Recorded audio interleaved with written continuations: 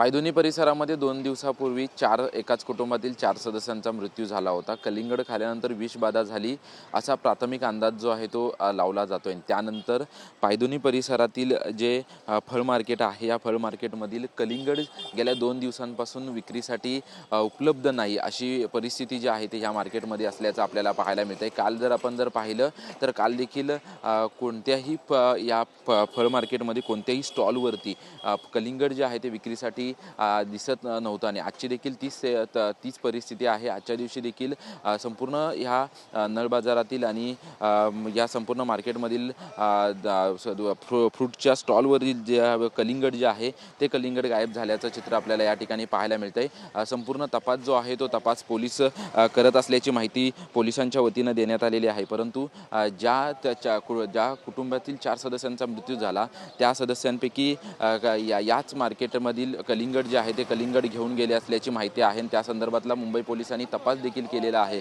परंतु आज आपण या ठिकाणी पाहतोय की दुसऱ्या दिवशी देखील या संपूर्ण मार्केटमधून कलिंगड जे आहे ते कलिंगड गायब असल्याचं आपल्याला पाहायला मिळते। कारण की अनेकांच्या मनात जे आहे ते शंका निर्माण झालेली आहे। काल देखील आपण पाहिलं तर इथल्या फ्रूट विक्रेत्यांची जेव्हा बातचीत केली तेव्हा लवकरात लवकर सरकारनं आणि मुंबई महानगरपालिकेने कलिंगडबद्दल ज्या अफवा पसरवल्या जात आहेत त्याबद्दल लोकांच्या मनातील शंकेचं निरसन करावं अशी मागणी जी आहे ती त्यांच्या वतीने केली जात होती। आणि आजच्या दुसऱ्या दिवशी देखील आपण पाहतोय की मार्केटमध्ये कोणत्याही स्टॉलवरती कलिंगड उपलब्ध नसल्याचं आपल्याला पाहायला मिळतंय। कॅमेरामॅन कमलेश डोंगरेसह निवृत्ती बाबर, TV9 मराठी, मुंबई।